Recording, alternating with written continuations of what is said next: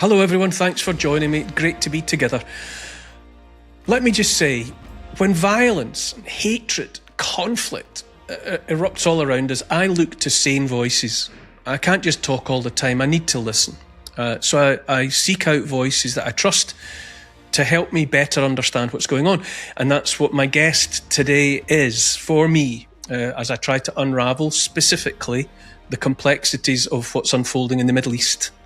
But before we launch into that interview, here's a quick reminder of how you can support what I try to do here. In order to do that, go to patreon.com if you can, if you would, find me by name, Neil Oliver, and part with a little bit of cash. And collectively that will keep the wheels on the bus. You get full access to the site. There's loads there by now. We've been at it for years, so there's a great reservoir of history and archaeology and esoterica and politics and current affairs and opinion. There's a weekly question and answer session, and there are no adverts, so it all flows without interruption. And maybe best of all, you become part of the family on the site, and they are a smashing bunch. It's all in the link below this video. Let me also just remind everyone that we are supported here by Gold Bullion Partners. That's our sponsor, our one and only. These are the guys to speak to if you're thinking about investing in real precious metal, gold and silver. What they say at Gold Bullion Partners is buying gold and silver is about wealth preservation, about safety and control. It's not about speculation. So if you're interested in at least contemplating buying some real gold and silver, not paper contracts, the actual metal, the link's again, it's down there. Go and see what you think. Talk to real people if it's of interest to you. Okay, let's get to that man who knows, Kevork Almassian.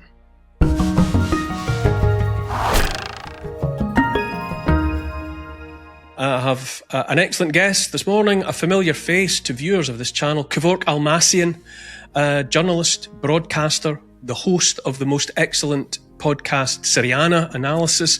I go to him to find out really a huge amount of what I understand about what's happening in the Middle East, not just Syria, but the whole place. Welcome to you, my friend Kevork. My friend Neil, thank you so much. I'm humbled by your kind words. We'll get straight into it because time is of the essence. I'm looking on at the Middle East as a reasonable man. I don't have a nuanced understanding, really. I'm just a reasonable person going about my business. Most recently, I hear that, Iran demanding that the US leave the Middle East alone.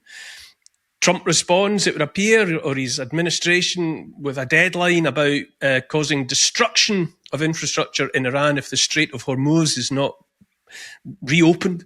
And Iran responds in like terms. If you do that, we'll do similar to all of your allies across the Middle East, and so on and so on. It looks to me, the reasonable man, like escalating, spiraling madness. What I ask you, Kevork, is it madness spinning out of control, or is there method for someone in the madness? That's a great question, Neil. I've been really thinking about this, whether this is madness or this is manufactured madness, actually, for the people to really run to desperation. Because nowadays we hear a lot about doomsday, and we hear a lot about an Armageddon, that there could be a nuclear war, that the Middle East could be wiped out. Unfortunately, for the people who live in the region, this spiral of conflicts, they started mostly after the Sykes-Picot, after dividing these countries via the French and the Brits. And they have drawn lines between these countries, and there have been lots of ethnic and, in my opinion, sectarian and religious divisions because of that. So this created lots of instability in the region. But the acceleration of the conflicts after World War II, mainly after the assassination, I would argue, JFK. After his assassination, the US has run a type of foreign policy in the region that is based on dominance, that there is a zero-sum game. There is no win-win situation in the region. And this started to be normalized in the region, and some of the countries learned the hard lesson that if you oppose this type of policy, then you will end up completely destroyed. For example, Syria is completely destroyed, Libya is completely destroyed. So we have seen Iraq, for example, we have seen several examples of countries and civilizations being completely destroyed due to this resistance. So this was a lesson to some other countries, for example, in the Persian Gulf monarchies, that if this is the case and the price of resistance, let's say, against this type of policies would lead into destruction of our countries, then let's deal with the United States. And on the surface, this is a very rational, I would argue and say, a policy, because if you can't compete or counter this type of policies, cooperate with the United States. But this has gone a few steps further, especially when, in my opinion, the Israeli lobby has invested a lot in the political class in the United States, to the extent that some people nowadays argue and say that Israel has hijacked the foreign policy of the United States. And Israel has its own aspirations in the region. Israel talks about, through its officials, that their goal is to become the hegemon in the region. And for you to become an hegemon, any competitor has to be sidelined, whether economically or politically or militarily. And that's why we have seen also several conflicts. 2003 Iraq, General Wesley Clark's named 7 countries in 5 years, but this has taken 25 years basically for them to implement this plan. And at the end of the list that he mentioned was Iran. So Iran's time was coming sooner or later. In my opinion, this has been planned especially during the war in Syria, because in my opinion, what is happening in Iran is the continuation of the war in Syria. Once you pacify Syria and you bring a government that is aligned with the US strategy in the region, you do few things in parallel. One, you open the air skies of Syria to the Israeli fighter jets, because now the entire Syrian air defense systems, which were formidable, completely destroyed by Israel the moment Assad was ousted. So Syria is basically defenseless. So the Israeli fighter jets can fly from whether Tel Aviv, Haifa, all the way to Syria, and from Syria penetrates the skies of Iraq in the northern part, which is the Iraqi Kurdistan region, and can bomb inside Iran itself, which means Israel has complete aerial superiority because of the regime change in Syria. And this was a preface to this current war ongoing inside Iran itself. So the Iranians, in my opinion, they were paranoid by this scenario, especially that in 1953, when they elected Mossadegh as a prime minister and he wanted to nationalize the oil and keep the country sovereign, the MI6 and the CIA, they orchestrated a coup in the country. They ousted him to take over the oil and the fuel and the energy resources of Iran, which is very rich in its resources. And this has led to a few decades of authoritarian system in Iran, a monarch basically, which had absolute powers, and also it was aligned with the US and Israeli, let's say, strategy in the region. But people inside Iran were unhappy with this situation, that their natural resources are being sold to the outside world. So this led into what people call nowadays the radicalization of the Iranian society, to the level that when they rose and when they revolted against the Shah, they preferred an Islamic regime, let's say, or political system that was able to that was the only force able to remove the Shah from power. And once the Islamic governance has been formed in the country, Iran has been preparing for 40 years for this scenario, for 40 years. Now, many people said that these Iranians were bluffing, but in the 80s, when the Iranians were in war with Iraq, Saddam Hussein was supported by the United States. Saddam Hussein was supported by Saudi Arabia. Saddam Hussein was supported by Germany, to the tune of giving him chemical weapons to strike Iran in the 80s. Iran in the 80s had not even one ballistic missile, zero, null, nothing to protect itself. And nobody gave Iran weapons during that time. So this has created a collective consciousness and memory in the minds of the Iranian people. I'm talking about ordinary people, that when they came under existential threat via Saddam Hussein, nobody helped them. The only power which gave them the knowledge to develop Scud missiles or ballistic missiles was Syria.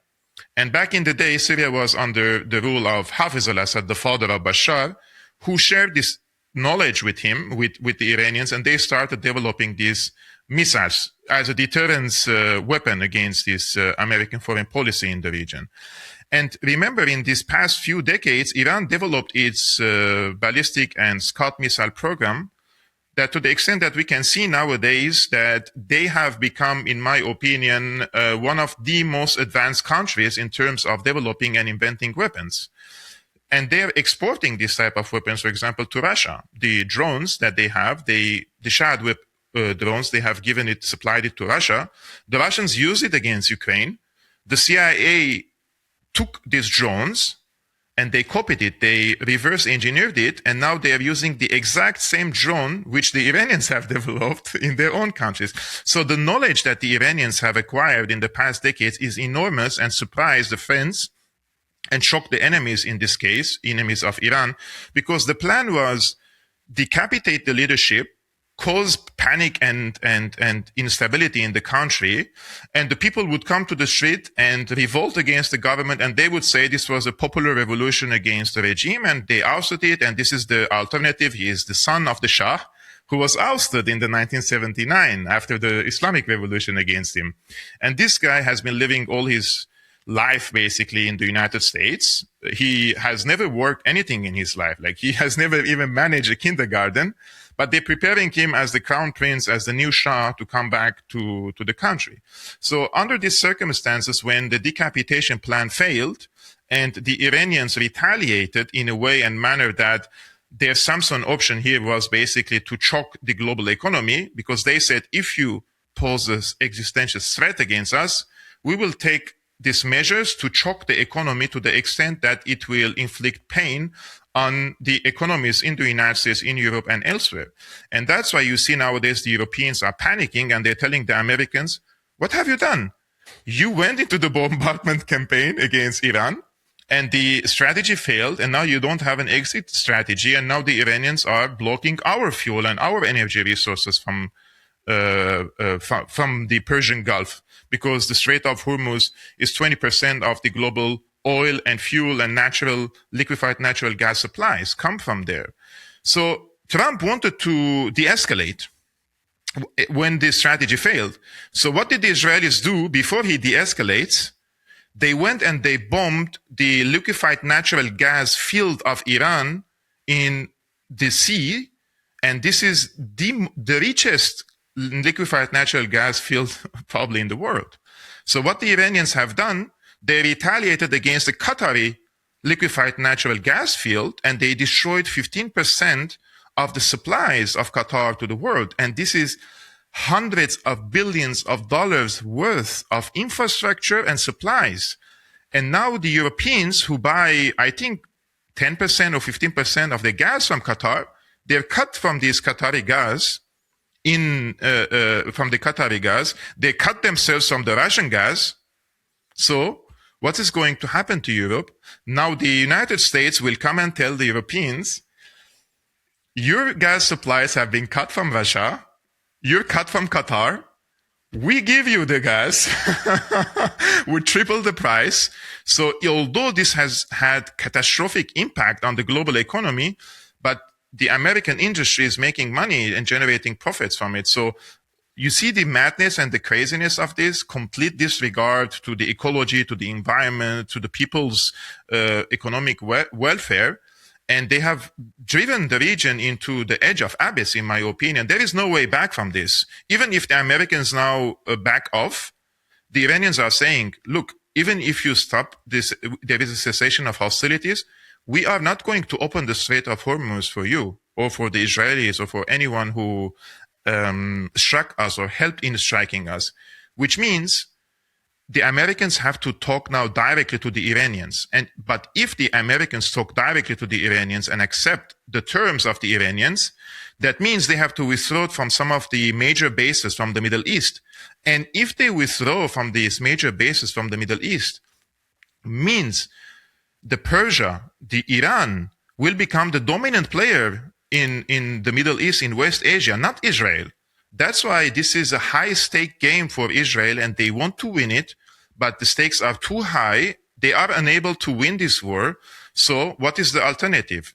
David Sachs, who is, they call him the crypto tsar of Trump, he said that he's worried of Israeli nuclear attack against Iran under such circumstances. So this is where we are at the current moment. It's a big stalemate, and nobody is able to decisively win this war, let's say. Amongst many things that prick up my ears as I listen to you there, you talk about the way in which Iran has developed weapons. And I was listening just yesterday to London-based Alexander Markouris, who I know from the Duran, talking in forensic detail about the recent strike by Iran on a fortified HQ within Israel using a Fatah 2 hypersonic weapon, which, you know, sliced through Israeli defences, Iron Dome or whatever, like a hot knife through butter, and enabled a strike that killed 7 very senior Israeli officers, critical to Israel's operations. You know, so underlining the extent to which Iran is a very, very serious player in the world of the most advanced weaponry. But also, again, I come back to I position myself as a reasonable person. And my number one takeaway at the moment from watching this for the last 3 weeks is that America's appearance on the world stage as the undisputed heavyweight champion of the world has been obliterated. It no longer looks like that, if indeed it ever was that in reality. Now, my seeing the United States of America exposed in that way, again, I say, is that someone's cunning plan? Am I supposed to see that within what otherwise looks like madness? Is it playing into somebody else's objectives that America be stripped of that position of seeming dominance? Does that serve someone else's ends? Actually, this started after the Ukraine war and the invasion of Ukraine via Russia. I think there has been some signals, especially when Trump was elected, that turning against Europe was one of the indicators. What any empire does, regardless of whether it's America or not. Empires usually either expand territorially or their influence and leverage around the world, economically, politically, and they try to expand as much as they can, but they all reach the same point, and that is when they overstretch, you reach your limit. So we have 800 military bases around the world. You have trillions of dollars in debt in the American economy. The American people are telling they have told their basically officials by electing Donald Trump, no more forever wars, and especially in the Middle East. That's the platform that Donald Trump was elected on, right? Once he came to power, and in my opinion, he froze the war in Ukraine, I already sensed that they are going to go to war against Iran, because this is just a temporary freezing of the war. They were talking with Russia. They're saying we are interested in peace agreement, because the priority of Israel through its lobby in Washington, D.C., Jared Kushner, Witkoff, many others who are very influential on the foreign policy of the United States, they prioritized Iran over Ukraine because they want to hit Iran in the region for a simple reason. Iran is the only state actor, whether you agree with its political, domestic politics, this is all irrelevant. Iran is the only state player, state actor in the world which stands between Israel and the Greater Israel Project. And the Israeli officials say, we want to expand in Lebanon. We want to expand in Syria. We want to create the Greater Israel Project, which extends between the Nile to the Euphrates. And Iran is standing against that.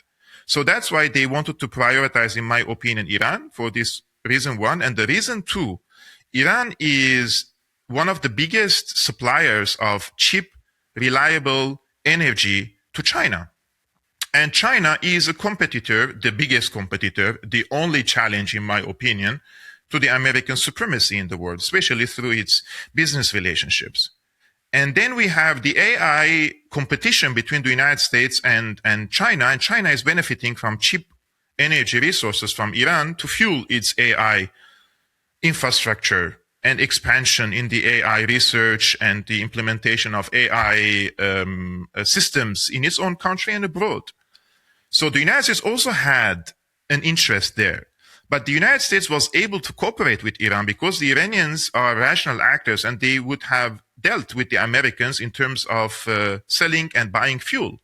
But the Americans imposed sanctions on the Iranian companies, so they cannot buy from them. So they blocked the possibility to cooperate with the Iranians. And that is the only reason is, in my opinion, Israel. Were it not for Israel, America would have normal relationship with Iran and other nations in the region. But Israel has hijacked, in my opinion, the foreign policy of the United States to the extent that the Americans were talking to the Iranians accepted to give up their enriched uranium, the 60% enriched uranium. The Omani foreign minister was present there. He was mediating.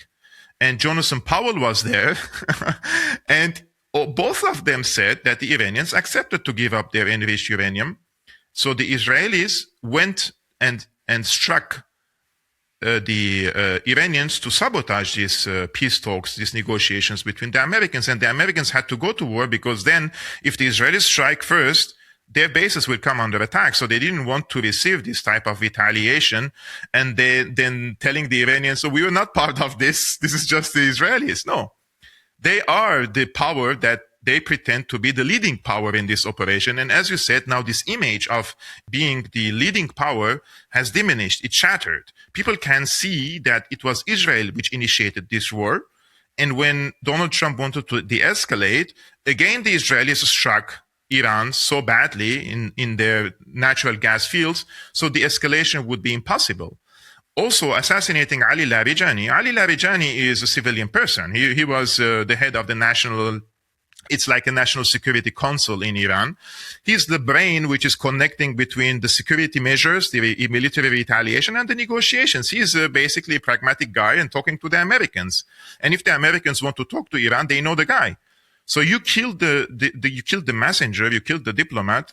Now what happened in Iran is the IRGC, which many people say they are the radical force in Iran, they have taken over most of the political and military apparatuses there. So you eliminate the moderates, then the replacement is what they call the hardliners, because nowadays in Iran, if you talk to the Americans, then and after all this bombardment, then you will be seen as a traitor to the country. So this hardened the Iranian foreign policy even further, that I don't see really as an opportunity for a compromise between the Americans and the Iranians under these circumstances.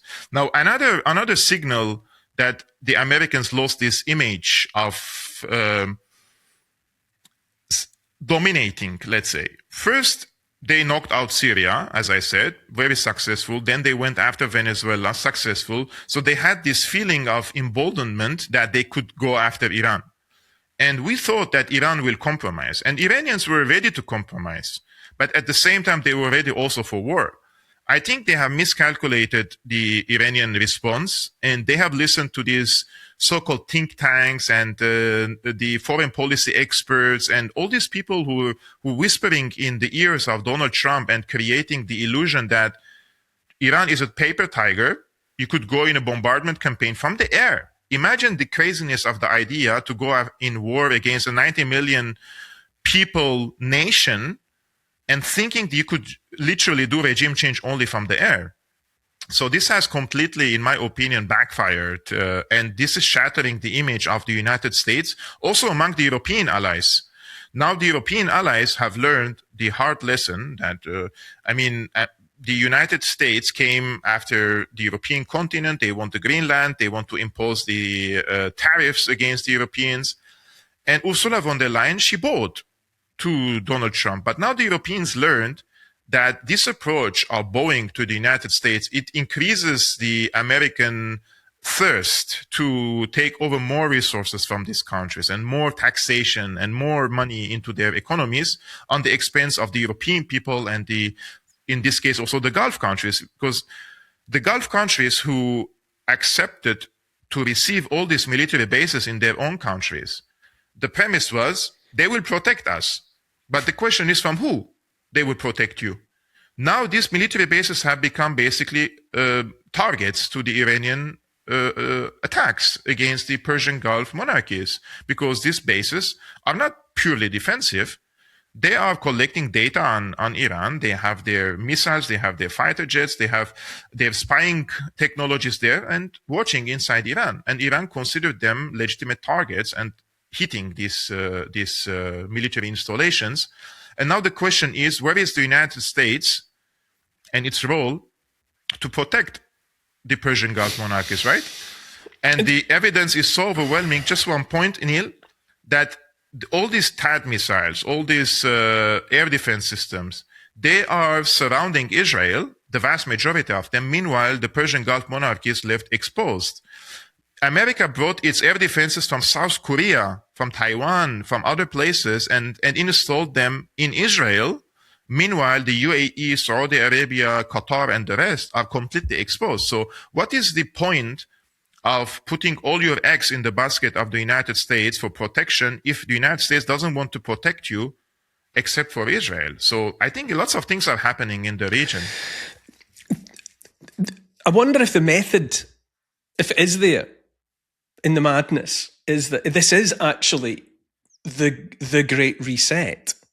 You know, is it, if we're watching America just be dissolved like a tablet of aspirin in a cup of water, if it's just going away in any effective sense, does that mean that we the peoples of the wider world are left thinking, well, now what?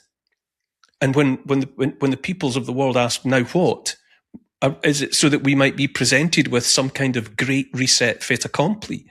You know, be it the fabled digital cage, and all of the rest of it. Is that the method in the madness that now? Well, if there's no America, if there's no world order, if there's no rules-based order, if there's no international law, who's going to protect you? Well, we've got an answer for that. So in some of the South Asian countries, they already run out of fuel. So they're asking people to work from home, just like during the COVID era. So sooner or later, if this energy crisis continue and nations go bankrupt and they cannot really also sustain their economies or even function, basically, you cannot go to work. You don't have fuel, right? So we will go back to what? To quarantines, to stay at home, stay safe, and also remember, if there is a global economic crisis of this sort, if this is a conspiracy theory, right? If the attack against the Iranian natural gas field was deliberate to trigger Iranian retaliation against the Qatari liquefied natural gas to drive the world into economic crisis, then who's going to present the solutions in this case? I think in a few weeks, if this energy crisis continue, you will see the familiar faces coming on our TV outlets and saying, well, we have to reset. This is unsustainable, what is going on. We have to do a reset. We are in debt. We have to do an economic reset. We have to present digital currencies in this case. And they would impose it on the people if they drive the people into desperation. Let's, for example, if you have money in the bank and the banks have gone, they have shut down the bank, and it happened several times. It happened in Greece. It happened in Lebanon. My friends who live in Lebanon, after the economic crisis there, the banks completely shut down. You have, even if you have $1 million there, they give you the option. One, they give you, I think, 70% of your money back in cash, or you could get, for example, $1,000 or so in the Lebanese currency per week for your expenses. But you can't get all your money from there. So if they drive this crisis to the level of the world sees or witnesses banking crisis, for example, and the people cannot access to their assets and to their money, they would present to the people the digital currencies as a solution for their own crisis. For example, if you have a 10,000 in the bank and the bank doesn't give you the money, but the bank can tell you that we can give you digital currency worth 10,000, will you take it or not? Vast majority of the people will take it. So again, this is a theory that we are now discussing, but it is completely plausible and possible when we understand the mindset of these people. I think the mindset of the people and what they think and what they said in the past of their intentions in 2030 and the proximity of this war to the 2030, we're in 2026. And Iran says we will not stop this war until the November elections, the midterm elections in the United States. From here to November, the global economy could go into tatters. This is not sustainable. But if the plan is to manufacture economic crisis, to drive the people to desperation, to accept the digital currencies like they did during the COVID era, they truly imposed enormous, brutal psychological operation against the people. They destroyed their resilience. They destroyed their ability to connect the dots and think critically because of the daily pressure. Yesterday, my wife was telling me, like, do you also feel like the world has gone mad? Like, there's lots of crisis they're throwing on the people, and the people truly can't, like, you don't have the time to process one crisis, and then the second and the third and the fourth is already on the way on the same time. So they're overwhelming people with crisis. And this, we're not wired to process all this crisis and navigate through and stay sane at the end of the day. So if we leave the digital world, and this is what I argued back, and I said, the moment we were, for example, on a road trip for a month and away from the digital world, the world feels normal. Once you are in this digital prison called X, Twitter, and the rest of the platforms, the world feels like it's going to be Armageddon now. So you feel intense that what am I doing here? I want to run away. I think that is deliberate. I take a great deal of solace from a conversation like this, because you and I know each other as well. I mean, I'm not just interviewing a stranger. I mean, we're having a conversation at the same time, and if someone like me is aware of how much of so much of this, by which I mean the strings that are being pulled, I can see them. I feel now that the analogy is like, in the old days, I would have watched a stage musician and magician, and just been taken in by it. Whatever, a David Copperfield things, makes the Empire State Building disappear, or something absolutely unbelievable. And I would have been taken in. But by now, I know that if I was, when I'm watching the magician, I'm watching him pull the strings in real time. And so whatever he makes appear or disappear, I'm ready for it to go or appear. Yes. Like you say, here's the digital Kate. Yeah, I saw that coming. I'm with you. So I take a great deal of comfort from that. And I also, as you say, the way in which, as your wife said, my wife says the same to me, is the world gone mad? We say that to each other at least once a day. And you've only got to look back a few weeks to have witnessed Jared Kushner, Donald Trump's son-in-law, talking about new Gaza, new Rafah, and all of the rest of it. And clearly all of his money is invested in Qatar and looking forward to whatever it was they were going to build, Mar-a-Lago at the end of the Med. And you think, well, theoretically, Jared Kushner, he must have his head in his hands at the moment. And furthermore, I'm prepared to believe, really, and I have for a long time, that Donald Trump was just seduced into all of this, doing what he's doing, on the promise of the enrichment of himself and his family. You do this, and the payoff is that you'll be, even richer than you are now. And now look at it; that's in tatters. Now the least attractive place to build anything on the planet, is the Gaza Strip. Yes, and likewise, all of the seductive temptations of places like Dubai that promised, clean streets, safe to walk around in, tax-free and all of the rest of it. Poof, it's gone. Yes.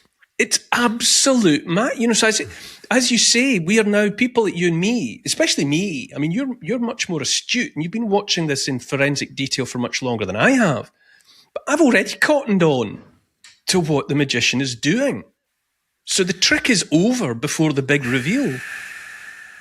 I think we are all being played in this case in West Asia. I think even Donald Trump, he is not the true decision maker. So I have wrote this article, The Empire Above Epstein, and it looks to me nowadays that we have the democratically elected bodies who, for example, in the United States, highly compromised, highly embedded with lobbyists and the military-industrial complex, the bankers. So you have lots of invested interest. The people who are investing into these elected political bodies, they want to make sure that even the people who we elect are under control, with few exceptions. But the true power is above the democratically elected bodies who are giving the ideas of creating new bureaucracies, structures, and they are funneling money into the political class to normalize these ideas among the ordinary people. So the main magician above the democratically elected bodies are funneling money, ideas, building structures, technological structures, and infrastructure. For us to accept it's difficult to swallow if it comes from above. But if it comes from the elected bodies that we elected them, then the people will have more acceptance because they trust their government. And this has been like when COVID started, I was like, I have not dug into all the conspiracies. I'm not a person who is like on the radical side of theorizing things, but you can see it with your objective eyes, what is happening. You don't need to be a genius. And then when I started pushing back, people in Germany whom I know, whom I hang around with and I talk to, they look at me in a manner that, are you crazy? Like, why would the government lie? Why would the media lie? There is this abnormal relationship, for example, in Germany between the people and the press. The press never lies here. The press is just telling the truth to the people. So that's why I say the people above the democratically elected bodies have not only hijacked the political class, but also the media class. And the media class nowadays is, in my opinion, is a joke. They are there. A few centuries ago, when we had kings and emirs and sultans, they used to have these, the poets. They come and give nice, they speak nicely about the king. They normalize his approach, and they're doing the propaganda for the king. Now the journalists are doing this, basically, in a more smart way. If you see the headlines, if you see the body, the way they write the article, they're touching our nerves. They are persuading us. They are playing on our emotions, and they're doing that deliberately. That's why in the so-called mainstream press, it is very, very rare to find a true journalist reporting us facts and not telling. Instead, they're now telling us how we should think about this. And this is something that provokes me a lot, personally, when a journalist comes with all his arrogance and tries to tell us how to think about it. And this is where we start pushing back against them. Well, we all watched, I know you'll have watched it, the clip of the RT correspondent, and he was delivering a piece to camera, and the Israelis tried to kill him on air in real time. And that's the response. Whenever an actual journalist appears who's actually just trying to convey some real information, the machinery swings into place just to vaporize that. Because the only information that's really officially allowed out in that context is the, as you say, the poem that's being, composed and played to the people, to push the propaganda. And I wonder, I mean, the extent to which what this is revealing is, I mean, another conspiracy theory, if you like, is that it's psychopaths that run the world. But we all know, we've seen enough movies and we've learned enough about psychopathy over the years as reasonable people that we know that they're not so great on genuinely empathizing with other people. It's not a skill they have. And so when it comes to emotions, they're only pretending. They're trying to give the appearance of normal behavior, but Yes. it's only that. It's only a performance. It doesn't come from a real place. It's not authentic. And one thing that us reasonable people are actually, however smart we are or aren't, we're really good at picking up on authenticity. It happens without any effort on our part. You know when you're dealing with a bad performance or not. And I do wonder the extent to which what the rise of the psychopathic class has overlooked is that amongst all their undoubted abilities and talents and their Machiavellian abilities, when it comes to presenting themselves as real people, then just the man in the street nowadays spots them for what they are, which is a dangerous psychopath. Neil, I have known people who were just ordinary people and then they became politicians. And I was friends with these people. I was friends with them before they became politician. And even when they became a politician, the first few years, their approach was completely reasonable, rational, empathetic, like they used to feel what is going on. I think increasingly when you get into politics, with few exceptions, you really you become part of an echo chamber. You become part of a so-called elite club of people. You hang around them, you listen to them, you talk to them, and they create this echo chamber and they repeat their talking points all over the place. And if you are an outsider and you're new to politics, you will feel a stranger among them. You will feel like this, sorry to say, a nut job among serious politicians. But that's not serious politics, what they are pursuing there. They are bringing you into a club of corruption. They're bringing you to a place where you are stripped of your humanity. And what's the use of politics if there is no humanity at the end of the day?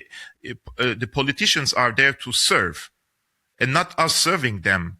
But this has completely flipped. Now we are basically paying our taxes for the military and the political class, and they're using this money to enrich themselves and then wage wars to enrich themselves even further. So what is our role here? And what is the meaning of democracy to begin with if whoever you elect, there are stronger forces who can truly press the hand of the politician and tell him and walk him like a baby and tell him how he should do it.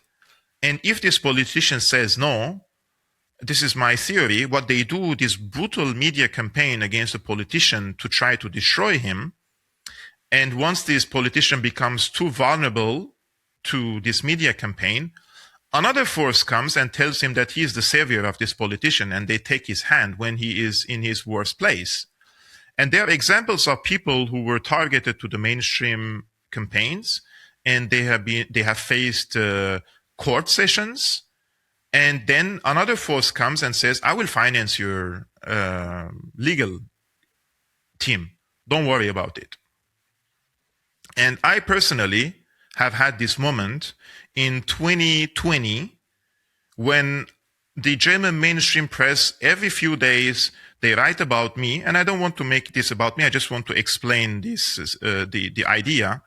Every day, every few days, something is coming and they're talking things about me that I know that this is not me. But it hurts you to see these types of words and names they're calling you in the press, and the people start believing in the press that you are this really evil person. And during this time, when I had 3 lawyers with my, let's say, limited income, I couldn't afford the lawyers. So I used to lend money from friends and I pay them later. And during this time, a friend of mine introduced me to someone, and this someone turned out to be a lobbyist. And he offered me to cover all the expenses of my legal team.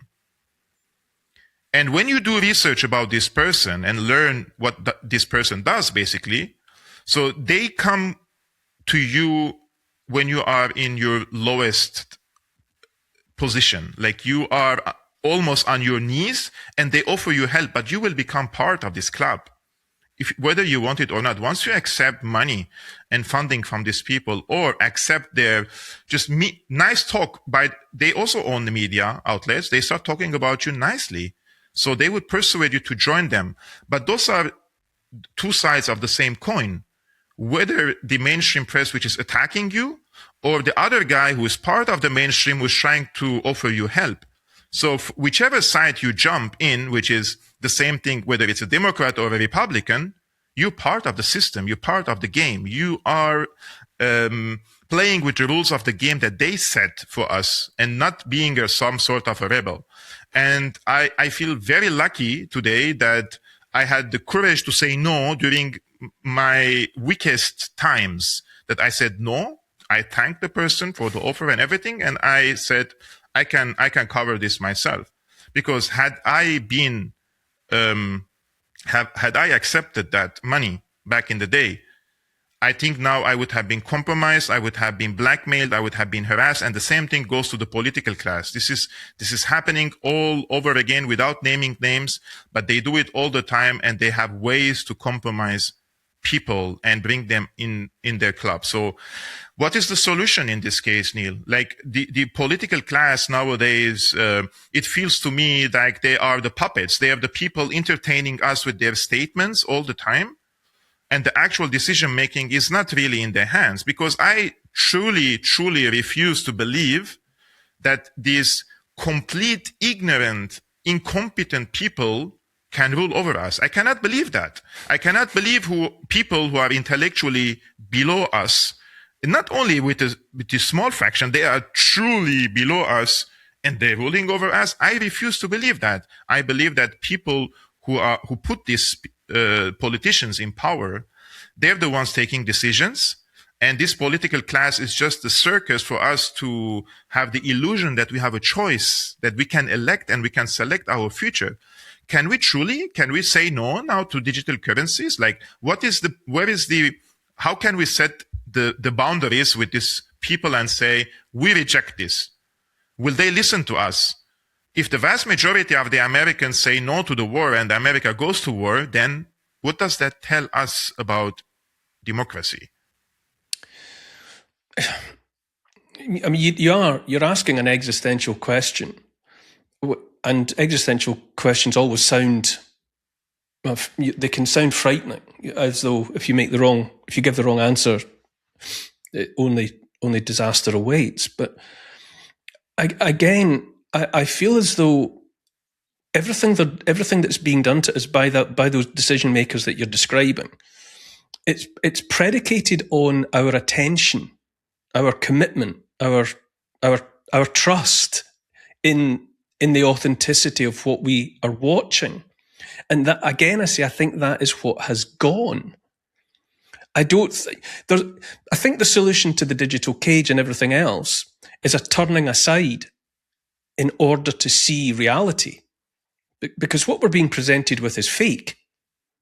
And so in the moment that you literally and metaphorically turn away from the performance, you turn aside from it, you're looking at reality. It's like you described there when you were with your wife for a month and you were away from the constant flow of digital reality, and then you saw the world as it actually is.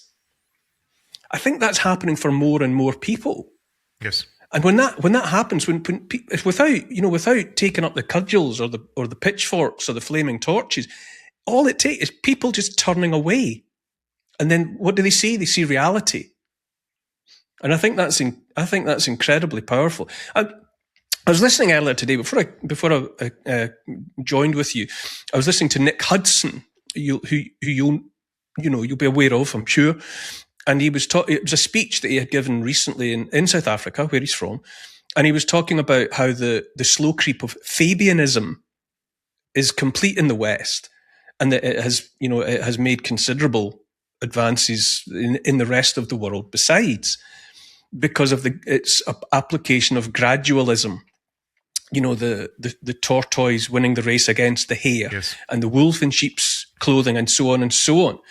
Up to and including in recent times, we've all become aware of the World Economic Forum telling us to our faces that we'll own nothing and be happy.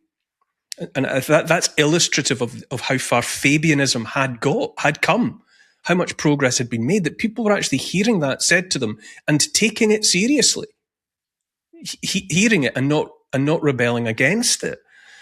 But I say again, I think I take comfort from realizing that if I am seeing the magician maneuvering the dove into his sleeve with the intention of producing it, then so many people have done likewise.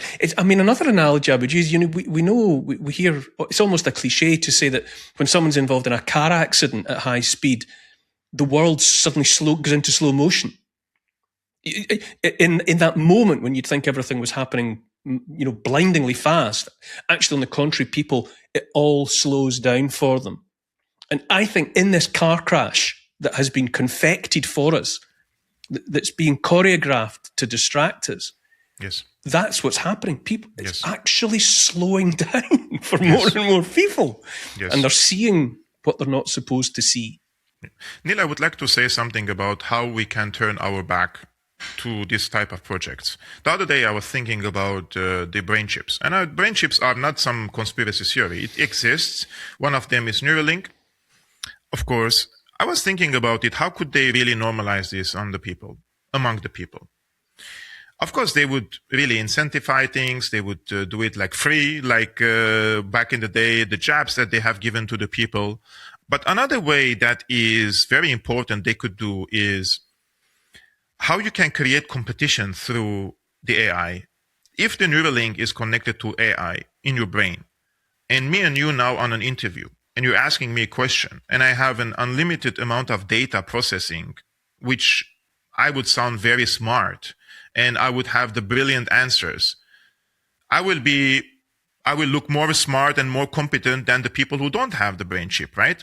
So even in this YouTube podcast environment, you will see these biggest podcast people are the first who adopt this and say, look how brilliant it is. I'm being so smart. Look at me, how I can speak fluently without any grammatical mistakes and all these things. And this will put the people, us, below them, like technically, right? The moment that comes, Neil, we have to turn our back to this profession.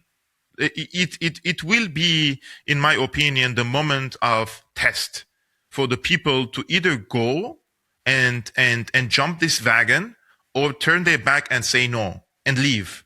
And leaving under such circumstances, I have given this example one time, but it's not as complicated as people think it is. We spend, Neil, hell of a money on unnecessary things. Hell of a money.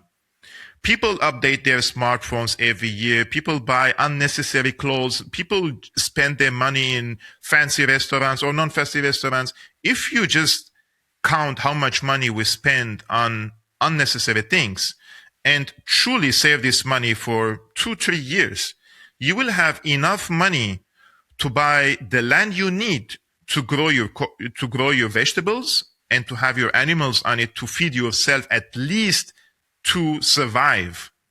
So people need to take this seriously, in my opinion, because what they're trying to do is make us dependent on the services that they're providing us.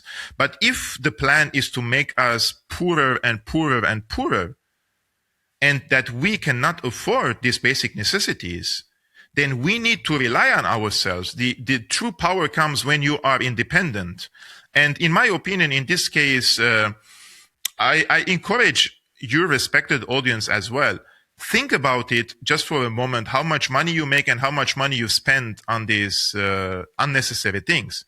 And I have done this in the past 2-3 years, and it turned out that you can save enough money to buy a piece of farm where you can grow your vegetables and you can have your chickens and you can have your goats just to survive. And I think it's not a scenario that is impossible to happen in the near future, that we would come at the place and time when they would say, okay, we will give you the universal income that you need to survive, but you're dependent on us, and this will be a digital currency that we can count how much you can spend on what you can spend. And this is a time when you have to truly turn your back and say no. If you don't say no and go with your own feet to the chain, there is no way back from that. Once you go in, there is no out. I think it's very interesting. You say just to survive, and I would say I would just say actually it's so much more than that you're describing. It's in order to live. Survive obviously comes with all this connotations of something lesser, just holding on by your finger to the bare minimum. Yes, which you may or may not be, but actually what you're describing is properly to live. Mm-hmm. Because away from all the artifice. While you were talking, I was thinking, I often think of like the Sufi mystic Rumi. Amongst many things, he said, "Beyond right and wrong, there's a garden. Yes, I'll meet you there," which in many ways is what you've just said. That through this cloud of nonsense, unnecessary paraphernalia, shiny things. Beyond all of that, there's what you're describing, which is a plot of land and the ability there to live. Indeed, my wife asked me, what would you do if there is a Neuralink and you want to say no and you turn your back? And I said, well, on my farm, I would groom dogs. I would do anything with the animals that is not only food, that you described, that we are not only surviving, but you're also living. You can do lots of businesses with that. We could go back in time and like the grandmother of my grandmother did when she used to be a farmer. No problem with that. But this approach that they have put us on, and that is enough manufactured crisis, they throw it on us. We feel anxious, and then they provide us the solution. But that's the trap. That's not the solution. That's the trap. Therefore, when we spoke about the class above Epstein, the empire above Epstein, I have read enough about BlackRock, for example, financing programs and NGOs, that they go to every company and they tell them, so what is the ratio of the multiculturalism and what is the ratio of the LGBTQ community in your company? And if you don't score these, they have like an index score. You have to score the above some certain points for you to be accepted in this mainstream manufacturing ecosystem. That's why in July, for example, when it's a Pride Month, and I have nothing against that, you see all these companies have unified their profile pictures into the LGBT flags, because the people above who are financing these companies, they are dictating them to take this approach. So why is that? Why is this so important for a banker to normalize and push for multiculturalism inside the company? In my eyes, as somebody coming from the Middle East, my only factor is competence. If you're competent and you're gay, you're hired.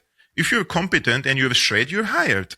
It doesn't matter what is your gender in this. Why would there be a company where 25% of the people have to be part of a community who describes itself and identifies itself based on sexual orientation? It has nothing to do with the job. So I think all these things happening around us, they're just making us busy with ridiculous and side issues that we have to be careful with what we say and how we talk and what we write and how we deal, and we have to be empathetic with everything. And then the major things that they are pushing on the people, like the digital prison that you have described, is going unnoticed. in the eyes of the people, because the cultural wars that they push on the people, it keeps us distracted, and it makes the people like tribes and clans, and they're fighting against each other or struggling against each other. Meanwhile, the people in power are moving forward. I find it very helpful as well, listening to you talk, that what you make me think of, Frank Herbert of Dune. He was an ecologist, really, rather before he was a novelist, and he said that any organization, any entity that isn't working towards its own redundancy is a racket. Mm-hmm. I mean, if you set up a charity to whatever help the homeless, and in 50 years' time, Yes. that charity's still there with people at the top with 6-figure, 7-figure salaries, that's a racket if homelessness persists. Yes. And so when you say that, as a podcaster and a broadcaster, that if it got to the point where, in order to keep going, you had to take the Neuralink or the chip in order to compete, you walk away. I would. You would walk away, and that's exactly how I feel. I'm not doing this. I'm not monologuing when I do and interviewing the people I do because I want to do this forever. I would rather just sit with you somewhere pleasant and have a conversation about 100%. whatever, about the weather. And if the moment ever came when I could stop doing this and just chat to you, I would. And likewise, if someone said the only way you can continue to do this is if you take a plug in your head to let Elon Musk pull the strings, it's a no-brainer for me. No-brainer. I'm working towards my own redundancy. I think at some point we have to take a decision, Neil. If this is the approach and if this is the program that they want to implement, if we can't change it, if we don't have the physical power to change it collectively, if the people will accept it, people have to make their own cantons. People have to go to their create mini communities. And this can happen you will need a plot, and you will need your neighbors, you will need your animals. And I don't think under such circumstances, you will even think about a Neuralink. It will not even come to your mind that there is some technology that makes you a superhuman in this case, a genius, a smart, competent about everything. Because this is not the place where we shine the most. We shine the most when we are in nature, when our feet is on the ground, when we are touching the grass, when we are socializing and having a relationship with the animals and taking care of them. And when you're taking care of your family, when you have a sunshine, not sitting in an apartment in the 4th floor where the sun comes 1 or 2 hours per day, and you're just standing, like you walk in the street and then the people like looking into the sun like this because there is no sun, and the people need some vitamin D to feel happy about it. That's why when you go, for example, to warmer countries and you see how Germans, for example, behave differently, well, why is that? Because you have been most of the day on the sand, in the sea, and you got this greater energy from the planet, basically. And then you went and you ate good food, healthy food, a fish which was just being hunted from the sea. Of course you will feel happy compared to sitting home and ordering your junk meat and there is no sunshine and you're not even walking. That is peak happiness, not the happiness that you are smart and you can talk whatever you like based on a data and an information that somebody else is feeding you. And then if the Neuralink or any other brain chip is in your mind, what do you think it's going to be the software in it? They will just let you speak what they like you to speak. You lose your soul, you lose your mind, you lose your sanity. You're done. You're finished. You're no longer living. You're dead. And somebody else is living in your body. So that's when they hit your soul completely. Because what separates us from, let's say, vile creatures is that we also have logic. We have the way to be to show to differentiate between what is right and what is wrong. If they break that through AI and they tell us what is right and what is wrong, which is of course not going to be the truth, and that's why you see all these AI bros, they are fighting against each other who will be the dominant power in AI race. And when I see that, I use AI in generating thumbnails, like things that I cannot do, you know? But once you normalize people relying on everything, like you go on X, I post something, it's my opinion. I post an opinion and people come and tag Grok. Grok, is this true? It's like, what is that? Are you even a human? Or I'm giving my opinion. Why are you asking Grok if that is true? How shall it profit a man if he gain the whole world and lose his own soul? Exactly. We've apparently known that for thousands of years. Kevork, again, peak happiness. I heard you say peak happiness. That's... I've got nothing to add. Peak happiness. Here's to it. Again, it's been lovely to talk to you, Kevork. We'll do it again soon, and I hope the rest of your day is positive and that you get some vitamin D. I will go out now and take a walk under the sun. Thank you so much, Neil. I really appreciate the opportunity, and it's a really pleasure to be on your show and have this, freedom to speak my mind, because I don't usually share these opinions with everyone. I also need to feel comfortable talking about these cases. And even if I'm invited to other show, it's not easy to turn the topic to this direction. This is very controversial still, but we have to normalize it, at least for the people to know that this is a possibility. Because I have noticed several times that many people nowadays has popped up from nowhere with millions of followers, and they're telling us about a dystopian future, but they're not telling us to turn our back. We have to turn our back. We have to tell the people that there is a possibility to turn your back and say no to this. Kevork, when I listen to you, you give me peak happiness. Thank you so much, Harvey. We'll do it again soon. Thank you.